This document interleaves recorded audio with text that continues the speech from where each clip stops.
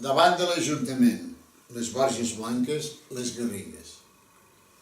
Les Borges Blanques, capital de les Garrigues.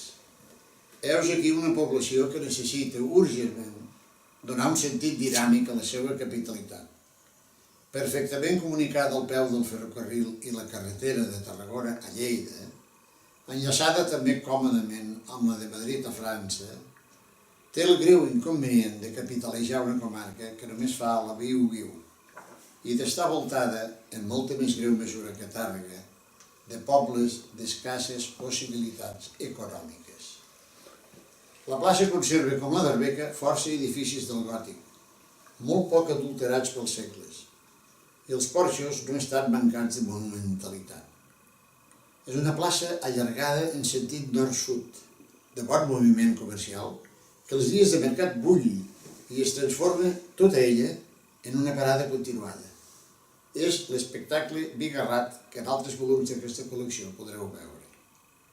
Les ciutats comarcanes tenen un dia en què semblen el centre del món. Autocars, cotxes particulars, tractors, tots descarreguen els clients. Les botigues no donen l'abast i tothom porta un xic de febre als ulls. L'endemà tornen a quedar abaltides. Els ritmes s'hi alenteix i les hores s'hi dilaten. A l'hora quieta de la mitja tarda sentireu poc brugit a la població. Els vagarosos o retirats, asseguts al cafè o fent xerrada en una rebotiga. Una porta de terrat que es tanca.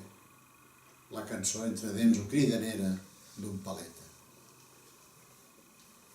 Plaça del Mercadal, Balaguer, la Noguera.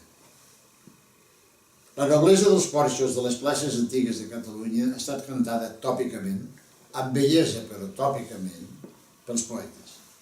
Però mai no diríem prou de l'encís d'una bona plaça porxada. Aquest racó de la de Balaguer, part superior dreta, deixa només un carrer estret per on enfilar-se cap a la muralla i un dels portals que ens resten. Per sota, no podem esguardar el sostre de bigues sense un sentiment d'imminent ensulsiada, però encara no hi ha perill.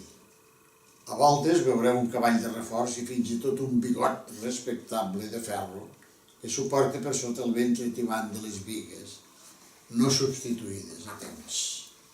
El temps ha obert les ferides seques i acolorides que només ell sap fer a la pedra i als arrebossats. Dins la penombra dels porxos s'obren les botigues, aquestes botigues que encara reclamen el propi poeta, on veureu al costat d'un producte de la més escèptica, tècnica i llampant presentació una trena d'alls amb tota llur impudícia i un fregall al costat d'una crema embellidora del cutis i un matamosques vora mateix de la cansalada fresca. La plaça de Balaguer els dissabtes té un mercat ebullent i verdejant. Aquest racó desapareix sota un bigarrament de cotxes i camionetes i segons a quines hores hi deu haver més gent a la plaça que on en cabria en tota la ciutat.